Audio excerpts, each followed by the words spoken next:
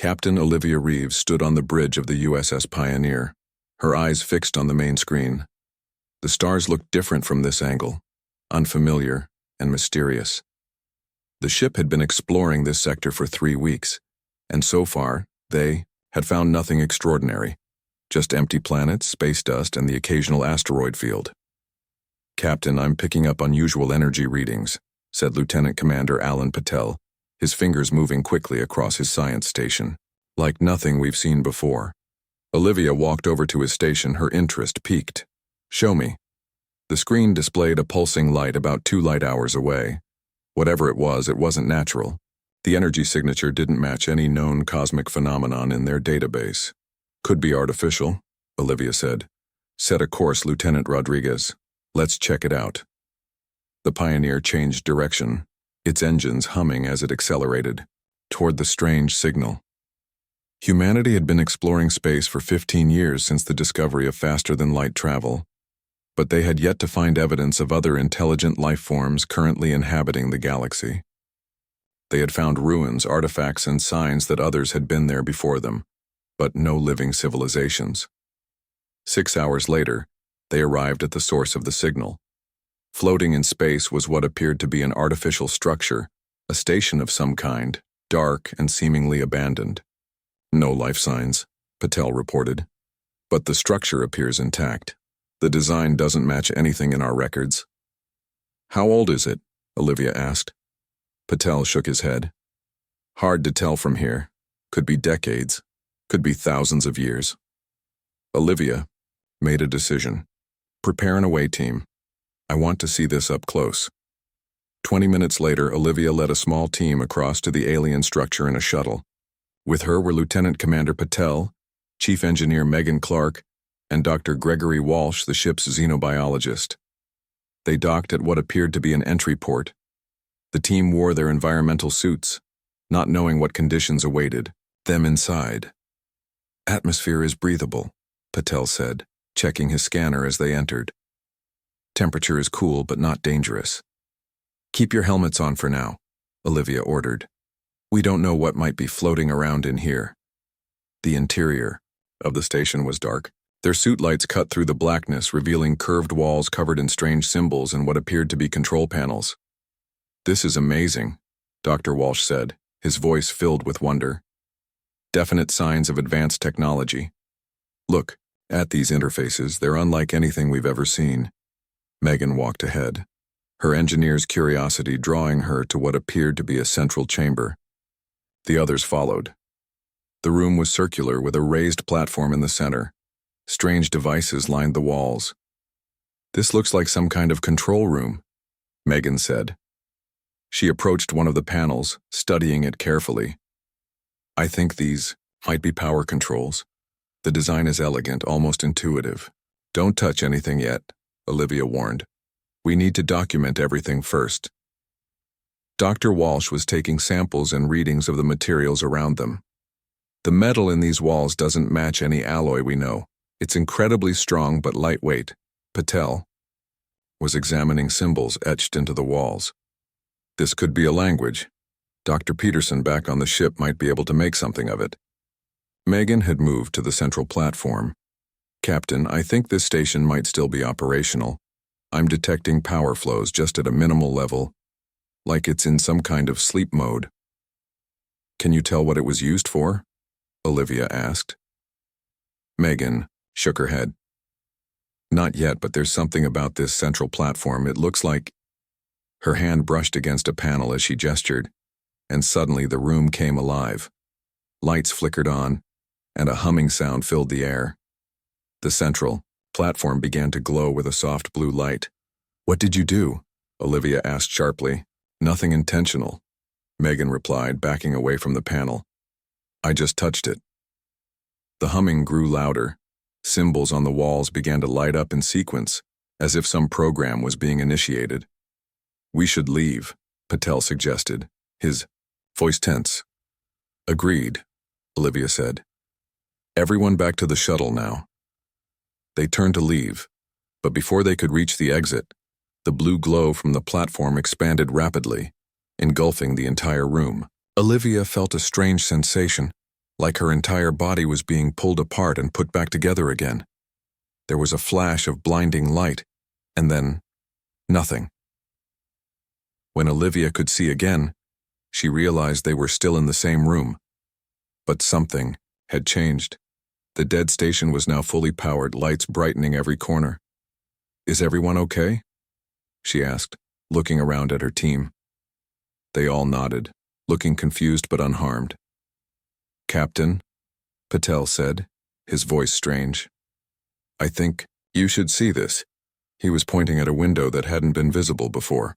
Olivia moved to his side and looked out, and felt her heart skip a beat.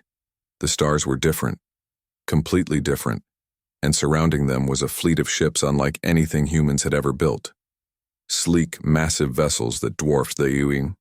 "Pioneer, we're not where we were," she said quietly. Her communicator beeped. It was the Pioneer. "Captain!" It was her first officer, sounding panicked. "The station just disappeared and reappeared, and now we're surrounded by alien ships. They're hailing us on all frequencies." "Stand by," Olivia replied. "Don't take any aggressive action." Suddenly, a section of the wall before them shimmered and became transparent, revealing a room on the other side. In it stood creatures that were clearly not human. They were tall and slender with bluish skin and large eyes. They wore ornate clothing that suggested rank and status. One of the aliens stepped forward. It spoke, and to Olivia's surprise, a mechanical voice translated into English a moment later. "You have entered the sacred space of the Ascension during the time of choosing. Who are you, and by what right do you claim the throne of the eternal hegemony?" The four humans exchanged bewildered glances. "We claim no throne," Olivia said carefully. "We are explorers from Earth. We found this station abandoned, and were studying it. We meant no intrusion." The alien's large eyes blinked rapidly. It turned to its companions, and they engaged in what appeared to be an intense discussion. Finally, it turned back to the humans. "Impossible. The portal of ascension can only be activated by those with the blood right. Yet you come from nowhere during the sacred ceremony, and you have awakened the precursor technology." The alien seemed both angry and afraid. "The prophecy speaks of this, of worthy successors appearing from beyond to claim leadership when the Empire falters." Another alien stepped forward, this one wearing elaborate armor. "They must be imposters. Spies from the outer realms. Seize them." Olivia raised her hands in a universal gesture of peace. "There's been a misunderstanding. We're not here to claim anything or challenge anyone. We simply want to return to our own space." "Too late," said the first alien. "You have triggered the right of succession by activating the portal. The news spreads already through the 1,000 worlds of the hegemony. The prophecy fulfills itself. Humans have entered the Empire, and all will now watch to see if you can claim the throne." 3 days had passed since the humans' unexpected arrival in hegemony space. The USS Pioneer now orbited a massive space station that served as a diplomatic hub for the Empire. Captain Olivia Reeves sat in a large meeting room facing a panel of alien officials. The tension in the room was thick enough to cut with a knife. "Let me be clear," Olivia said firmly. "We did not come here to claim any throne or fulfill any prophecy. We simply want to return home." Prime Minister Krelzak, the leader of the Zorthan High Council, stared at her with his large, unblinking eyes. "What you want is irrelevant, Captain. Your arrival has triggered events beyond your control. Half the Empire already believes you are the chosen ones mentioned in the ancient texts." Olivia suppressed a sigh. Since their arrival, the situation had grown increasingly complicated. Word had spread throughout the 1,000 worlds, as the aliens called their empire, that mysterious beings had activated the sacred portal of ascension during the time of choosing, the period after an emperor's death when a successor was selected. "We've told you everything we know," Lieutenant Commander Alan Patel said. "We found an abandoned station. Chief Engineer Clark accidentally touched a panel. Next thing we knew, we were here." General Vexthor, a military commander with a scar running down his blue face, slammed his fist on the table. "Accidents don't activate precursor technology. Only those with the blood right can use the portal. You must have known what you were doing." Admiral Richard Donovan, who had arrived yesterday with a small diplomatic fleet from Earth, intervened. My colleagues have been completely honest with you. Humanity had no knowledge of your empire until now. We're peaceful explorers, not throne seekers. The newly arrived Earth representatives had brought Protocol Officer Samantha Webb, an expert in cultural relations. She had spent the past 24 hours studying the information the Zorthans had provided about their empire. If I may, Samantha said, your own texts state that those who find the path unwittingly shall be tested for worthiness to rule.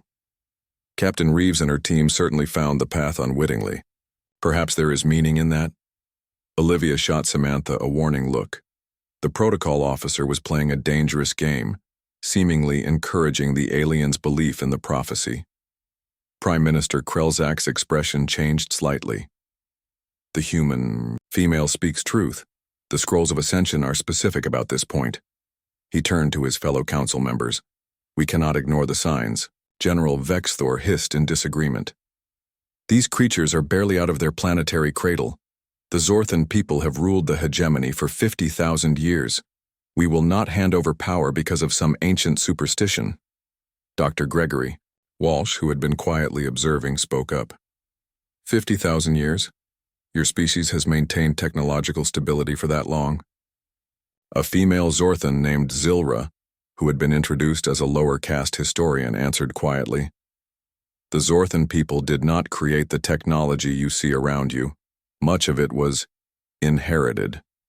Silence, General Vexthor snapped. The internal history of our people is not for outsider ears. Olivia's mind raced. There was clearly more going on here than a simple succession crisis. The Zorthans seemed divided, with some viewing the humans' arrival as threatening, while others saw it as significant in some religious or cultural way. What exactly is this blood right you mentioned? Megan Clark asked. And why do you think we have it? Prime Minister Krelzak hesitated before answering. The portal of ascension was built by those who came before, beings we call the precursors. Only those with certain genetic markers can activate such technology. For millennia, only the Zorthan royal lineage possessed these markers. And yet, you activated it, Zilra added, looking at Megan with curiosity. Which should be impossible. Admiral Donovan exchanged glances with Olivia. This was the first concrete explanation they had received about why their accidental arrival had caused such a stir. We need time to discuss this among ourselves, Admiral Donovan said. This is a lot to process. Very well, Prime Minister, Krelzak agreed. You will be escorted to your quarters. We will reconvene tomorrow. As the humans were led from the meeting room, Zilra approached them in the corridor. She glanced around nervously before speaking in a hushed voice. Meet me in the lower archives tonight. Third cycle. Come alone. She hurried away before they could respond. Later, in the diplomatic suite assigned to the Earth delegation, the humans gathered to discuss their situation. We're caught in the middle of some kind of succession crisis, Admiral Donovan said. And for some reason, these aliens think we have a claim to their throne. It's more than that, Samantha Webb said. From what I've pieced together, the hegemony is deeply divided. The previous emperor died without naming a successor, and there are multiple factions vying for power. And our arrival has given some of these factions a religious justification for challenging the status quo, Patel added. Olivia paced the room. The question is, what do we do about it? We can't claim an alien throne. We just want to go home.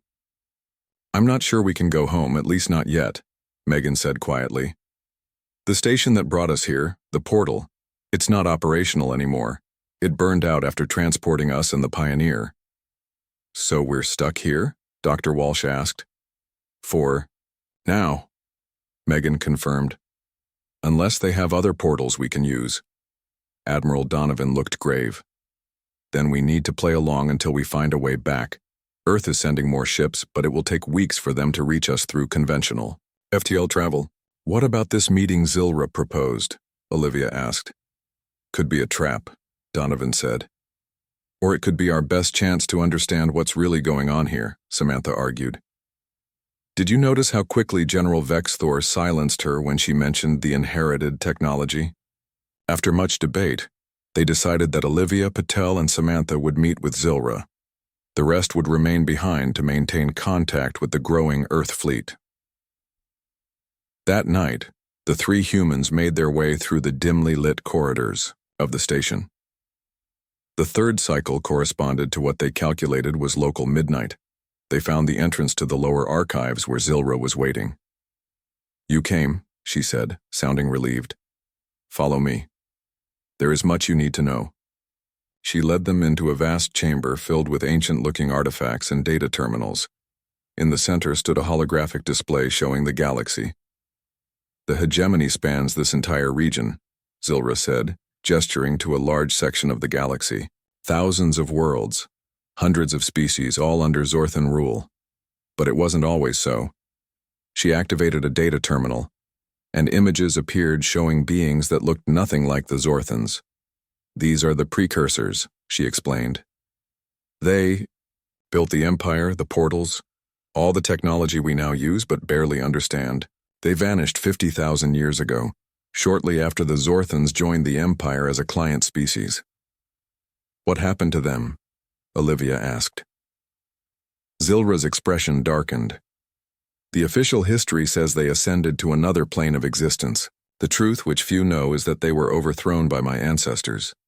The Zorthans seized power in a violent coup, wiping out the precursors and taking control of their technology." "Why are you telling us this?" Samantha asked. Zilra looked at them, her large eyes filled with what the humans recognized as hope. "Because you activated precursor technology that only responds to their genetic pattern. Because many oppressed species in the hegemony have been waiting millennia for the prophecy to be fulfilled. And because, according to our deepest, most forbidden texts," she paused, looking around fearfully before finishing, "humans may be the descendants of precursors who escaped during the Zorthan uprising. You may be the rightful heirs to the Empire, and many of us have been waiting a very long time for you to return and reclaim what was taken from your ancestors." Olivia, Patel, and Samantha stared at Zilra in stunned silence. The idea that humans might be descendants of the precursors who built the hegemony seemed impossible. Yet it would explain why Megan had been able to activate the portal technology. "Do you have proof of this connection?" Patel finally asked. Zilra moved to another terminal. "For generations, my family has been part of a secret group that preserves the true history of the hegemony. We have guarded this knowledge, waiting for the right moment." She pulled up an image of what appeared to be a DNA strand. "This is precursor, genetic code recovered from ancient samples. And this," she said, bringing up another image, "is human genetic code from your medical scans when you arrived." The two images overlapped and large sections matched perfectly. "There are many similarities," Zilra explained. "Too many to be coincidence. We believe the precursors sent some of their kind to distant worlds, including your Earth, before the Zorthan uprising." "If this is true, why would the precursors abandon their own people?" Samantha asked. "They may have been trying to preserve their species," Zilra said. "Or perhaps they were establishing backup colonies in case something happened to the Empire. Our records from that time are incomplete. The Zorthans destroyed much of the precursor history." Before they could discuss further, an alarm sounded throughout the station. Red lights flashed in the corridors. "We've been discovered," Zilra said, fear evident in her voice. "You must return to your quarters immediately. I will find another way to contact you." The three humans hurried back through the now busy corridors. Guards ran past them but seemed more concerned with some other emergency than with the humans out of their quarters. When they reached the diplomatic suite, they found Admiral Donovan looking grim. "What's happening?" Olivia asked. "Political chaos," he answered. "Word of your meeting with Zilra reached General Vexthor. He's accused you of conspiring with rebel elements. At the same time, news has spread through the lower castes about your possible connection to the precursors. There are demonstrations on 12 worlds already." Dr. Walsh looked up from a datapad. "It's more than that. Look at this." He showed them a news feed from one of the hegemony worlds. Crowds of different alien species were in the streets, many holding symbols that matched those from the portal station. "They're calling for humans to take the trials of ascension." "The what?" Megan asked. Ambassador John Martinez, who had arrived while they were gone, explained. According to their traditions, anyone claiming the throne must pass 7 tests to prove their worthiness. The trials were originally designed by the precursors. The door opened, and a group of Zorthan guards entered, led by a tall figure wearing ornate robes. He was older than the other Zorthans they had met, with pale blue skin that had faded to almost white. I am Oracle Tezkar, he announced, keeper of the sacred trials and servant of the true line of succession. He surveyed the humans with large, milky eyes. Events move quickly. The hegemony splits into factions. Some support your claim, others oppose it violently. We haven't made any claim, Olivia insisted. Your arrival made the claim for you, the Oracle replied. And now, to prevent civil war, the High Council has agreed that you must undergo the trials of ascension. Only this will determine if you are truly the rightful heirs. Admiral Donovan stepped forward. And if we refuse? Then millions will die in the conflict that follows, the Oracle said simply. Already subject worlds rise up, inspired by your presence. General Vexthor prepares his fleets to crush them. Only the sacred tradition of the trials can pause this violence. Ambassador Martinez conferred quietly with Admiral Donovan, then addressed the Oracle. We need to consult with our government. This decision affects all of humanity. You have until the next rising, the Oracle said. Choose wisely. Choose? He left with his guards. As soon as they were alone, heated debate broke out among the humans. We can't possibly agree to these trials, Donovan argued. We don't know what they involve, and we don't want their throne anyway. But if refusing leads to war, can we live with that? Martinez countered. We'd be responsible for countless deaths. Commander Nicole Blackwood, who had recently arrived with the growing Earth fleet, offered a military perspective. We should consider the strategic advantages. If humans did have some connection to these precursors, and if we could gain control of even some of their technology, it would advance Earth's position considerably. Olivia looked troubled. This isn't about power or advantage. Real lives are at stake. I think we should at least learn more about these trials, Patel suggested.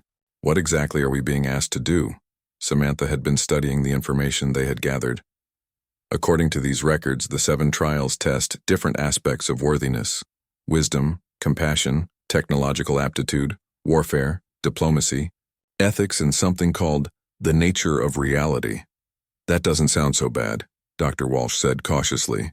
Except they were designed for precursors, not humans, Megan pointed out. We might not have the abilities needed to pass them. Later that evening, a secure transmission arrived from Earth.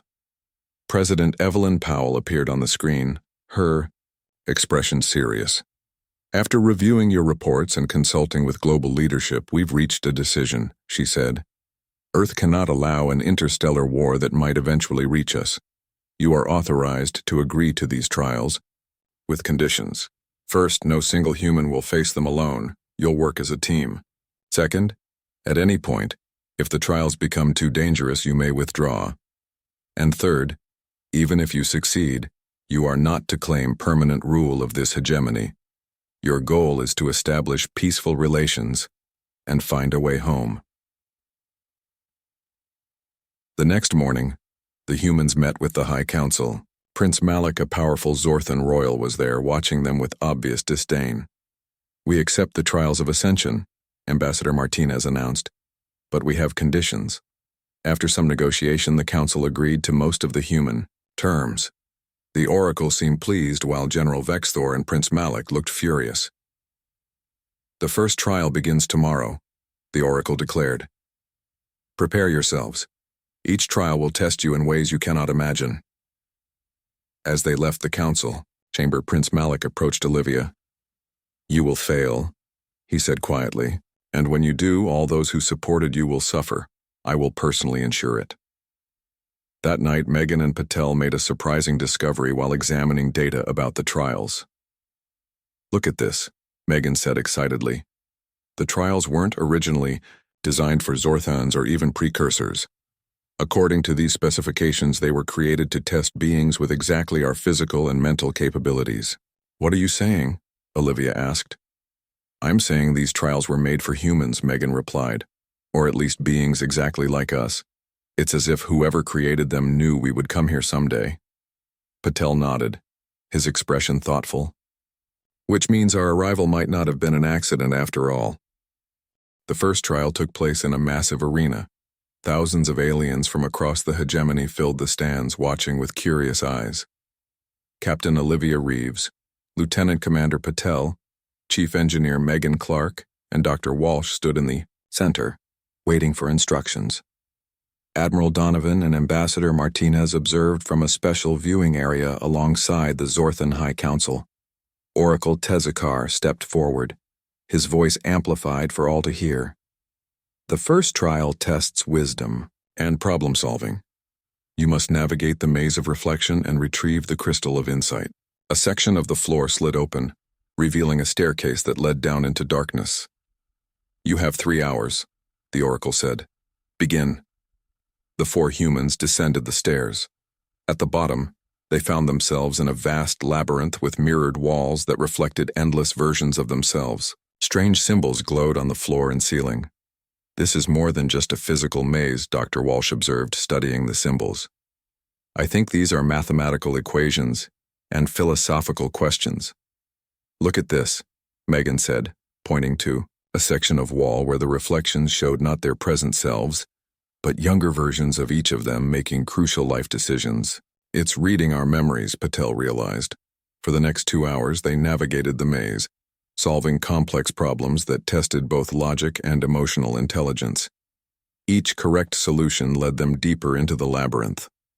The challenges seemed perfectly calibrated to human thinking patterns, just as Megan had predicted. Finally, they reached the center, where a crystal floated above a pedestal. As Olivia reached for it, the reflections around them changed again, showing possible futures, some glorious, others horrifying. It's another test, Dr. Walsh said. It's showing us what might happen if we claim the throne.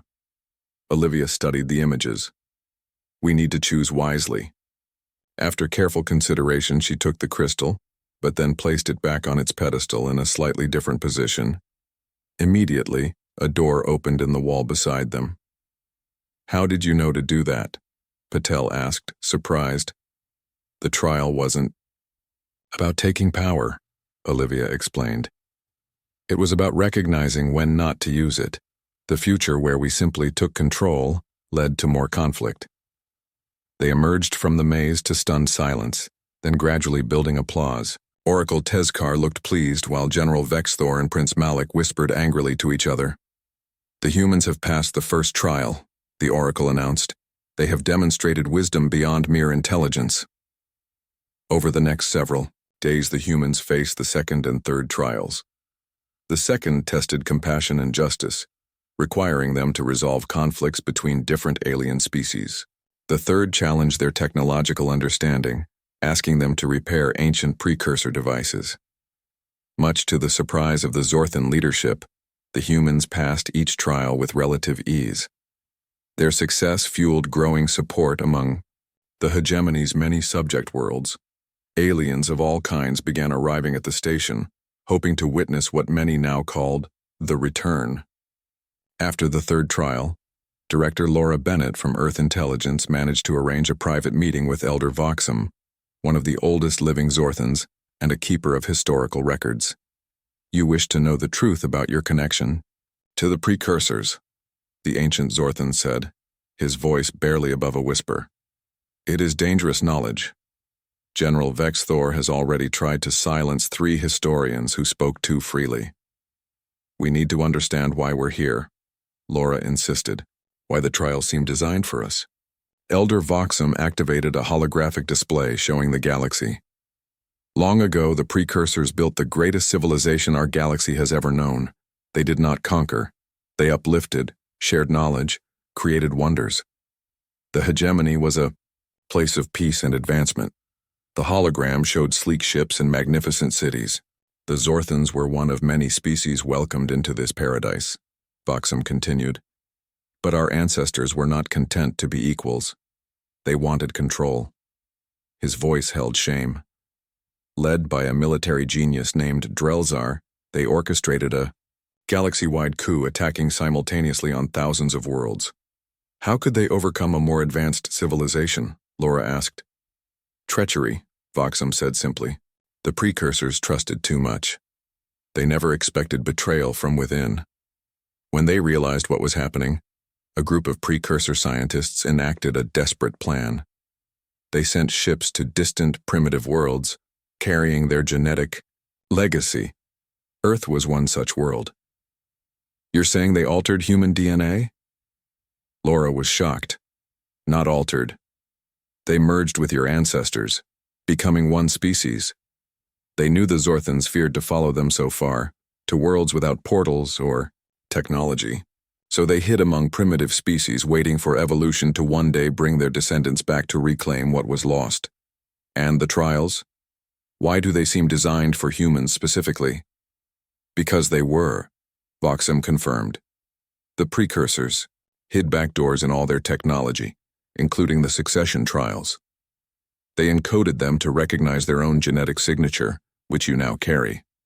What appears difficult or impossible for Zorthans is natural for you because the technology recognizes you as its rightful users.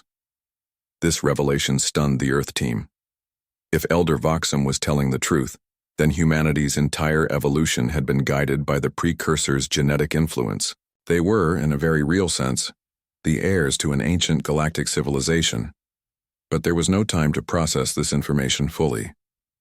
That evening, Chief Kyle Harrison, head of security for the human delegation, uncovered evidence of an assassination plot. General Vexthor has ordered his elite guards to kill you during the 4th trial tomorrow, he told them. He can't accept that you might actually succeed. Olivia called an emergency meeting with Admiral Donovan and Ambassador Martinez. We have 2 options, Donovan said. Withdraw from the trials and try to escape, or continue forward and trust in our growing support among the other species. If we run, we abandon all those who have put their faith in us, Olivia argued. Subject worlds are already rebelling. Against Zorthan rule, they'll be crushed without our success to validate their cause. A new voice joined the conversation. There is a 3rd option. They turned to see Krell, a tall reptilian being from a world called Draxa. He had introduced himself earlier as a representative of the Subjugated Species Coalition. My people and others stand ready to help, Krell said. We have operatives throughout the station and on key worlds. If you continue with the trials, we can provide protection and gather evidence against Vexthor's conspiracy. Why would you risk so much for us? Martinez asked. For 50,000 years our people have lived under Zorthan oppression, Krell replied. The prophecy of the returners has been our only hope. Whether you are truly descended from precursors or not, you represent change. That is enough. The decision was made. The humans would proceed with the 4th trial, which tested warfare and strategy. But now they understood they were fighting for more than just a way home. They were fighting for justice for countless oppressed worlds. As Olivia prepared for the coming challenge, she remembered the strange reflections in the maze of reflection, the possible futures she had seen. In one of them, humans had united. The galaxy not as conquerors, but as liberators. Perhaps that future wasn't just a possibility, but a destiny. The day of the 7th and final trial arrived. Over the past week, the humans had successfully completed the 4th, 5th, and 6th trials. Each victory increased their support among the hegemony's subject species. Each success fueled General Vexthor's rage. Twice his forces had tried to assassinate the humans. Both attempts had failed thanks to Krell's network of allies. The coalition of oppressed species now openly protected the Earth representatives, forming a living shield around them wherever they went. Today, everything changes, Oracle Tezekar announced in the Great Hall. The final trial tests one's connection to reality itself. It requires accessing the nexus, the central consciousness of all precursor technology. The mood in the room was tense. Olivia, Patel, Megan, and Dr. Walsh stood ready. They were tired but determined. Admiral Donovan and Ambassador Martinez watched anxiously from their observation platform. Only one may enter the nexus, the Oracle continued. Choose your representative wisely. After a brief discussion, the humans selected Olivia. As the captain who had led them from the beginning, she had demonstrated leadership through all previous trials. Olivia was led to a small chamber at the heart of the station. In the center sat a simple chair surrounded by glowing panels.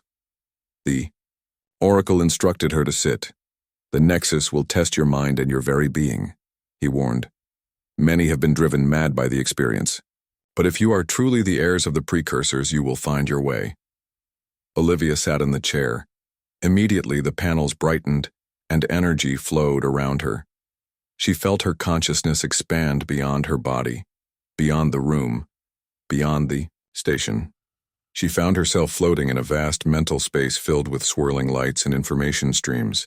A presence surrounded her, ancient, powerful, and somehow familiar. "We have waited," a voice said inside her mind. "For 50,000 years, we have waited for the children to return home." "Who are you?" Olivia asked, though she already suspected the answer. "We are what remains of the precursor consciousness," the voice replied. "When our physical forms were destroyed, we preserved our collective knowledge and awareness within the technological network we created. We have watched and waited, hoping our plan would succeed." Memories flowed into Olivia's mind. The glory of the ancient hegemony, the Zorthan betrayal, the desperate plan to seed distant worlds with precursor DNA. She saw her ancestors on primitive Earth, carrying the genetic heritage that would one day lead humans back to the stars. "The Zorthans twisted our empire into a tool of oppression," the voice continued. "They corrupted our technology, enslaved our allies, and rewrote our history. But they could never fully control what they did not understand. We left keys throughout, the empire that only our descendants could use." The portals, Olivia realized. The trials. Yes, designed to recognize those carrying our genetic pattern, designed to one day restore balance to the galaxy. "What must I do?" Olivia asked.